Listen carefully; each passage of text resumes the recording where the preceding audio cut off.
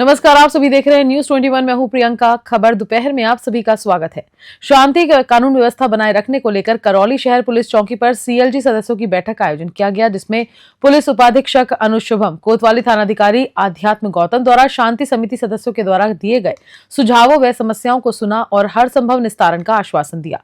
बैठक में शहर में हो रही चोरियों की बढ़ती वारदातों वे बेतरतीब तरीके से खड़े वाहनों द्वारा लगने वाले जाम से निजात दिलाने व नो पार्किंग में खड़े वाहनों पर कड़ी कार्रवाई करने का मुद्दा उठाया गया। डिप्टी अनुज शुभम ने बैठक के बाद मीडिया से रूबरू होते हुए क्या कुछ कहा, देखिए करौली से राधा रमन सारस्वती की रिपोर्ट में। इसका जो ये सीएलजी की मीटिंग रखी थी, इसका मकसद ये है कि एक तो होली आ रही है, दूसरा सार जो है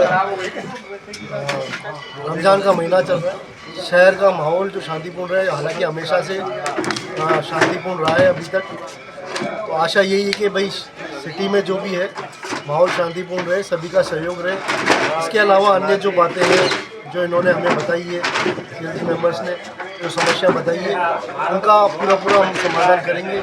चाहे वो ट्रैफिक की समस्या हो, चोरी की हो, या अन्य जो भी मुद्दे उन्होंने उठाए, इसके ऊपर बराबर गौर करके पुलिस की व्यवस्था को सुचारू करेंगे और कानून व्यवस्था को बिल्कुल भी बिगड़ने नहीं देंगे। इसी प्रकार का हम से सहयोग चाहते थे कि भाई ये, क्योंकि पुलिस के आँख नाक हैं और पुलिस के साथ मिलकर कंधे से कंधा मिला के चलते हैं। इसी बात को लेके हमने ये कहा है कि भाई सिटी में अगर किसी भी प्रकार की कोई घटना घटित होती है या किसी प्रकार का आपको लगता है कि यहाँ पे क्राइम होता है, कुछ ऐसा होता है, तो उसकी सूचना बराबर हमें दे और पुलिस उस पर बराबर कार्रवाई करे। राजस्थान विधानसभा में आदिवासी समुदाय के मुद्दों को लेकर जोरदार बहस देखने को मिली। आज पूर्व विधायक उमेश मीणा ने आदिवासी कल्याण योजनाओं में बजट खर्च न होने का मुद्दा जोर शोर से उठाया और राज्य सरकार को घेरा। विधायक उमेश मीणा ने प्रश्नकाल के दौरान जनजातीय मंत्री से पूछा कि वित्त वर्ष 2023-24 में जनजातीय क्षेत्रीय विकास विभाग के तहत 997 करोड़ रुपए का बजट रखा गया था, लेकिन उनमें से करीब 250 करोड़ रुपए खर्च नहीं हुए हैं। वहीं खासकर प्रधानमंत्री ग्रामीण सड़क योजना के तहत 100 करोड़ रुपए आवंटित थे, लेकिन उनमें से भी एक भी पैसा खर्च नहीं किया गया। जनजातीय मंत्री बाबूलाल खराड़ी उमेश मीणा के सवालों पर पूरी तरह घिरते नजर आए। वहीं नेता प्रतिपक्ष नेता टीकाराम जूली ने उमेश मीणा का समर्थन करते हुए सरकार पर निशाना साधा। विधानसभा में राज्य सरकार आदिवासियों के मुद्दे पर कटघरे में खड़ी नजर आई और मंत्री बाबूलाल खराड़ी जवाब देने में पूरी तरह असफल दिखे। डूंगरपुर से सादिक अली की रिपोर्ट। कोटा शहर के अनंतपुरा थाना इलाके में रोड नंबर 5 पर फैक्ट्री के अंदर प्लास्टिक के स्क्रैप में शॉर्ट सर्किट से सुबह 5 बजे आग लग गई। फैक्ट्री के अंदर और बाहर प्लास्टिक के कबाड़ में आग लगने से धीरे धीरे आग ने विकराल रूप ले लिया। आग लगने की सूचना फैक्ट्री के कर्मचारियों ने नगर निगम की फायर ब्रिगेड को दी। सूचना मिलते ही मौके पर 6 फायर ब्रिगेड की दमकल पहुंची और 2 से 3 घंटे की कड़ी मशक्कत के बाद आग पर काबू पा लिया गया। फैक्ट्री के बाहर रखा प्लास्टिक पूरी तरह जल गया। फायर ब्रिगेड के अधिकारी राकेश व्यास ने बताया कि समय रहते फायर ब्रिगेड की दमकल पहुंचने से बड़ा हादसा टल गया। फैक्ट्री में वेस्ट प्लास्टिक को रिसाइकलिंग किया जा रहा था। प्लास्टिक की ये दूसरी चीजें बनाई जाती थी। कोटा से कामिंदु जोशी की रिपोर्ट। डीडवाना जिले के लाडू विधानसभा से भाजपा प्रत्याशी रहे करण सिंह अपने सैकड़ों समर्थकों के साथ में जिला कलेक्टर व जिला पुलिस अधीक्षक कार्यालय पहुंचे। इस दौरान विभिन्न मांगों को लेकर एक ज्ञापन भी जिला कलेक्टर एवं जिला पुलिस अधीक्षक को सौंपा गया। ये ज्ञापन लाडनू में आए दिन हो रहे धरने प्रदर्शन विरोध के सिलसिले में प्रशासन के पक्ष को लेकर सौंपा गया है। भाजपा सरकार आने के बाद जिन अधिकारियों कर्मचारियों की पोस्टिंग लाडनू क्षेत्र में हुई है, उन्हें निशाना बनाकर प्रताड़ित करने, बार-बार शिकायतें करने व निलंबन की मांग करने के विरोध में ज्ञापन सौंपा गया। डीडवाना से मोहम्मद साकिर की रिपोर्ट। देखिए, बात लाडनू की नहीं है। जब से राजस्थान के अंदर भारतीय जनता पार्टी की सरकार बनी है, राजस्थान के लोगों ने मोदी जी के नेतृत्व के अंदर आमजन ने विश्वास जताया है। ये बात कुछ लोगों के हजम नहीं हो रही और विशेष तौर के अंदर कांग्रेस पार्टी के जो नेतागण है, अनर्गल बातें लेकर के वो रोज न कोई बात खड़ी कर देते हैं। लाडनू का जो ताजा उदाहरण है, मैं आप लोगों के सामने ये रखना चाहूंगा कि निम्बी 14 जो पुलिस स्टेशन है, वहाँ पर एक 306 का मुकदमा दर्ज होता है। उसके अंदर जो मुलजिम है, पुलिस ने जिसको मुलजिम माना है, उसको गिरफ्तार कर लिया। लेकिन उसके बावजूद कुछ लोग इस एक अनर्गल इशू इसको बनाए हुए बैठे हैं और वो ये चाहते हैं कि वहाँ के जो थानाधिकारी है उनको हटाया जाए। मैं आप लोगों के माध्यम से ये स्पष्ट करना चाहता हूँ कि कुछ लोग अगर सिर्फ अपने निजी स्वार्थों के कारण ये जातिगत जो मुद्दा बना रहे हैं, इसका हम पुरजोर तरीके से विरोध करते हैं, आगे भी विरोध करेंगे, क्योंकि भारतीय जनता पार्टी 36 कौम की पार्टी है। आज भी ये जो लोग आप जो देख रहे हैं, ये विभिन्न पंचायतों के सरपंच और उप सरपंच आप लोगों के सामने और 36 कौम के लोग हैं। मैं बताने देना चाहता हूं आप लोगों के माध्यम से कि किसी भी व्यक्ति को आप राजनीतिक रूप से अगर प्रताड़ित करने का प्रयास करेंगे, हम किसी भी सूरत के अंदर उसको प्रताड़ित नहीं होने देंगे। अभी कर्णी सिंह जी ने कहा है कि जरूरत पड़ी हम भारतीय जनता पार्टी के कार्यकर्ता हैं, हम संविधान को मानने वाले लोग हैं। संवैधानिक तरीके से जरूरत पड़ी तो दोबारा हम कलेक्टर से आके मिलेंगे और जरूरत पड़ी तो हम मुख्यमंत्री तक भी ये बात पहुंचाएंगे, लेकिन इन लोगों की ये दादागिरी नहीं चलने देंगे। एजुकेशन हब के नाम से मशहूर कोटा को अब टूरिज्म हब के रूप में विकसित किया जाएगा। इसके लिए कोटा के महत्वपूर्ण पर्यटन स्थलों, यहाँ की वाइल्ड लाइफ सहित यहाँ की समृद्ध संस्कृति और विरासत की विश्व स्तरीय ब्रांडिंग की जाएगी। कोटा को विश्व के पर्यटन मानचित्र पर लाने के प्रयासों एवं यहाँ पर्यटन में निवेश की संभावना को बढ़ावा देने के उद्देश्य से बुधवार को कोटा विकास प्राधिकरण के सभागार में संभागीय आयुक्त एवं केडीए अध्यक्ष राजेंद्र सिंह शेखावत की अध्यक्षता में बैठक आयोजित की गई। बैठक में शामिल हुए hotel association, tourism development society, SSI association और पर्यटन से जुड़े प्रतिनिधियों ने कोटा के पर्यटन के क्षेत्र को आगे बढ़ाने के लिए महत्वपूर्ण सुझाव दिए। पर्यटन में तय किया गया कि कोटा को पर्यटन की दृष्टि से देश विदेश में हाईलाइट करने के लिए ट्रैवल एजेंट एवं टूर ऑपरेटर्स का अप्रैल माह के पहले सप्ताह में 2 दिवसीय टूर एवं सेमिनार आयोजित किया जाएगा। इन 2 दिवसीय कार्यक्रम में blogger, YouTuber, social media influencers और मीडिया के प्रतिनिधियों को भी आमंत्रित किया जाएगा। आमंत्रित अतिथियों को Chambal river front, city park, वन्य जीवन, गरडिया, महादेव जैसे महत्वपूर्ण स्थलों की विजिट कराई जाएगी। इसके साथ ही सेमिनार, वर्कशॉप एवं प्रस्तुतिकरण के माध्यम से कोटा को पर्यटन सिटी के रूप में विकसित करने को लेकर चर्चा की जाएगी। कोटा से कामिंदु जोशी की रिपोर्ट।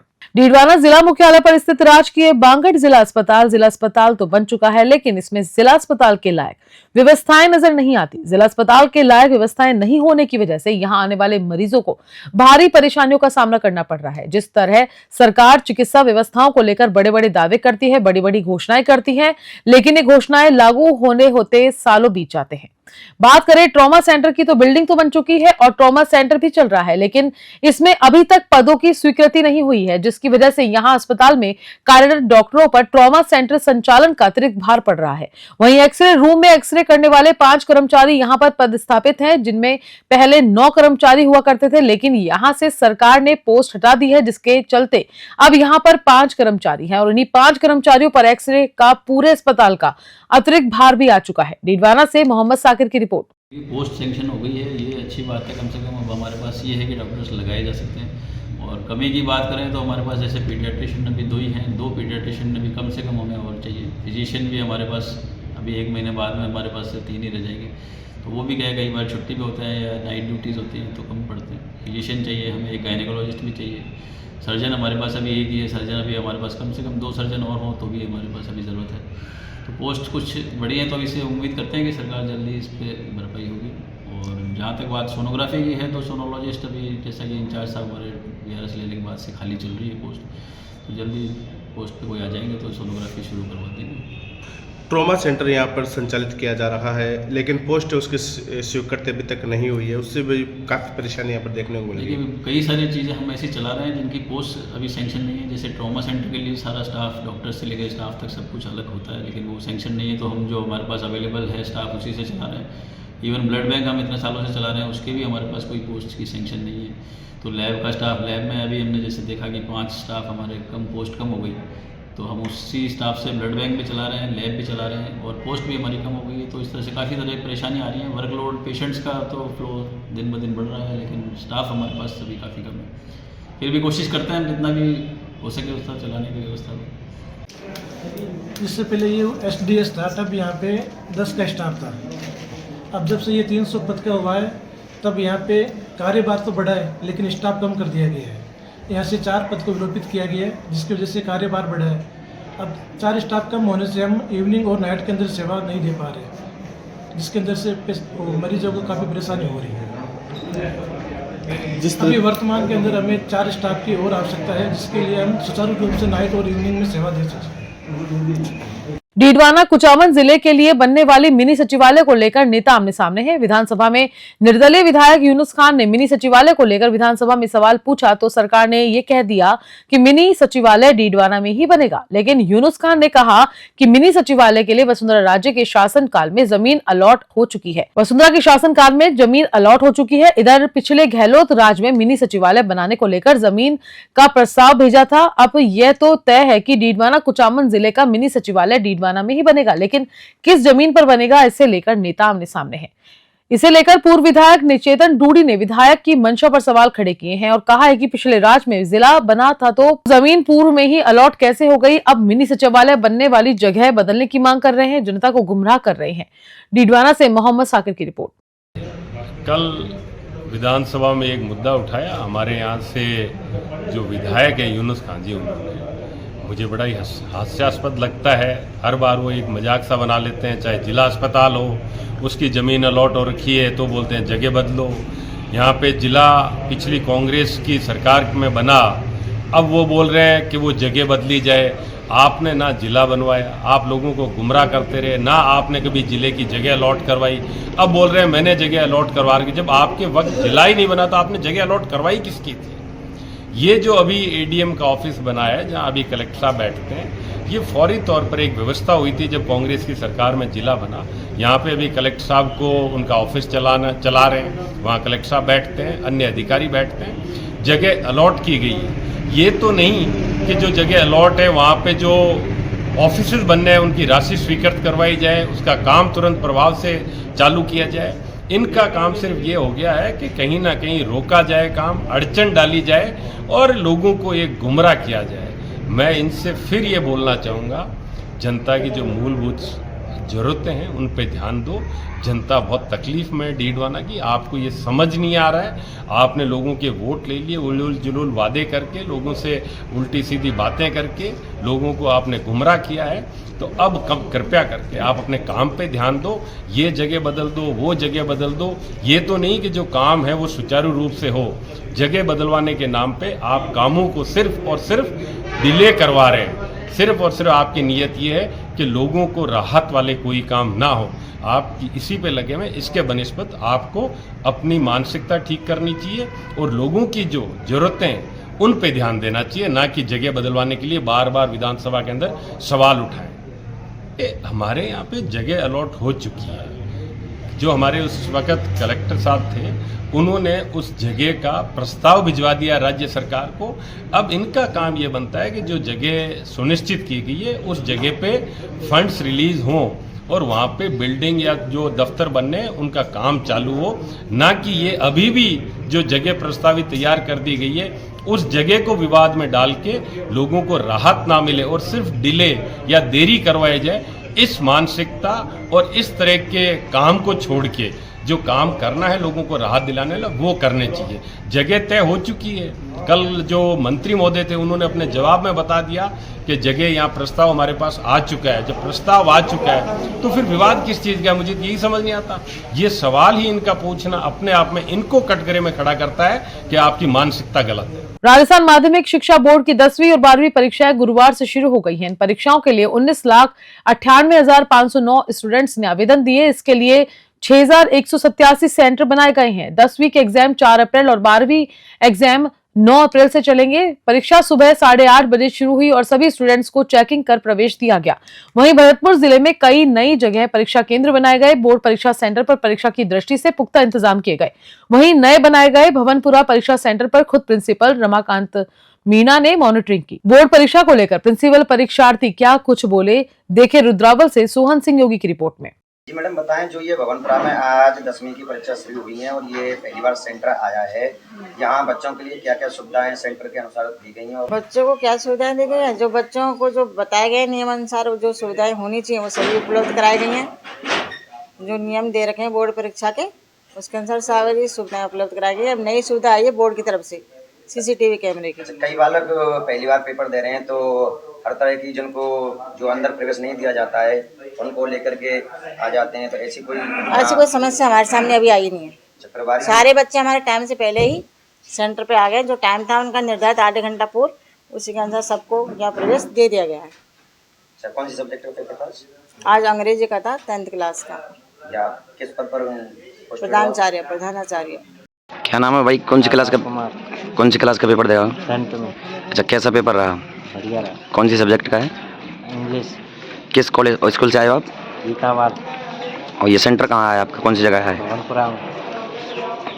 क्या नाम भाई? कौन सी क्लास का पेपर आज? ये कौन से स्कूल में सेंटर आया आपका? आपका ये भवनपुरा सेंटर है। किस चीज, कौन से सब्जेक्ट का पेपर था? इंग्लिश सब्जेक्ट का पेपर है। कैसा रहा? सही रहा। राजस्थान में पूर्व गृह राज्य मंत्री लक्ष्मण सिंह रावत ने एक प्रेस वार्ता में भीम से विधायक हरि सिंह रावत पर जमकर निशाना साधा। उन्होंने कहा कि हरि सिंह रावत उल्टा चोर कोतवाल को डांटने वाली बात कर रहे हैं। लक्ष्मण सिंह रावत ने यह भी कहा कि उन पर लगाए गए आरोप पूरी तरह से असत्य और निराधार है। उन्होंने बताया कि 23 अतिक्रमणियों की सूची में उनका नाम नहीं है, लेकिन इसमें वर्तमान विधायक हरि सिंह रावत के पुत्र, भाई और भतीजे का नाम शामिल है। देखिए राजसमंद से प्रमोद जोशी की रिपोर्ट में उन्होंने प्रेस वार्ता में क्या कुछ कहा। हमें क्या कुछ आपकी प्रतिक्रिया है और क्या कुछ है? मुझ पर भीम विधायक श्री हरि सिंह रावत द्वारा लगाए गए आरोप पूर्णतः असत्य और निराधार हैं। उन्होंने जो राजस्व मंत्री जी के द्वारा दी गई प्रस्तुत सूची के अंदर 23 अतिक्रमी बताए हैं। उन 23 अतिक्रमियों के अंदर मेरा नाम उसमें नहीं है और उन 23 अतिक्रमियों में एक इनके पुत्र हैं, एक इनका भाई हैं और एक इनके भतीजे हैं। तो इसलिए ये उल्टा चोर कोतवाल को डांटे वाली बात सिद्ध होती है। लगातार ये आरोप लगते रहे भीम विधायक के पुत्र के ऊपर FIR भी हुई है, लगातार अवैध कब्जे के आरोप लगते हुए, तो क्यों कांग्रेस पार्टी प्रोटेस्ट करने के लिए लोकतांत्रिक तरीके से सड़क पर नहीं आती इसके खिलाफ? क्योंकि सबूत है सारी चीजों के। कांग्रेस पार्टी के लोग प्रोटेस्ट करते हैं, लेकिन उनको धमका करके दबा दिया जाता है और इस कारण से स्वाभाविक रूप से वो निराश हो जाते हैं। बाकी समय समय पर प्रोटेस्ट करते हैं। भाई साहब, अभी हाल ही में एक भीम थाने का मामला सामने आया था जिसमें SHO को वहां से हटाया भी गया है। दोनों विधायक पुत्र और थाना अधिकारी के बीच नोकझोंक हुई, दोनों ने एक दूसरे के आरोप लगाया और थाना अधिकारी को वहां से हटा दिया। क्या कहेंगे? श्री सुशील शर्मा जो भीम में SHO थे, बड़े शानदार अधिकारी रहे वहाँ पर, उन्होंने इनके गलत कार्य करने से स्पष्ट मना कर दिया। इस कारण से इन्होंने उसके खिलाफ वातावरण बनाया और फिर उनको सरकार को उनको वहाँ से ट्रांसफ़र करना पड़ा। ऐसा हालात हुआ, लेकिन आपकी पार्टी ने उस पर कोई ऐसा इस तरह की प्रतिक्रिया नहीं आई? नहीं, हमारी पार्टी ने अधिकारियों से बातचीत करी। हमारे पुत्र ने बातचीत करके उनके बारे में कहा कि जो उनका आरोप लगाए जा रहे हैं वो निराधार है। एक बड़ा मैसिव प्रोजेक्ट था पिछली सरकार में, चंबल प्रोजेक्ट, लेकिन उम्मीद थी क्योंकि भीम देवगढ़ क्षेत्र में पानी की काफ़ी कमी है, वो अगर पेयजल प्रोजेक्ट पूरा हो जाता तो मंगला क्षेत्र के पानी की समस्या काफ़ी हद तक दूर हो जाती। उम्मीदें थी 1 साल पूरा हो जाएगा, लेकिन अब वो कछुआ-चार हो गया है। आपने सही फरमाया। चंबल प्रोजेक्ट मेरे पुत्र सुदर्शन सिंह ने माननीय गहलोत साहब से स्वीकृति कराई थी। करीबन 1000 करोड़ की प्रोजेक्ट थी, उसमें काम प्रारंभ भी हो गया था।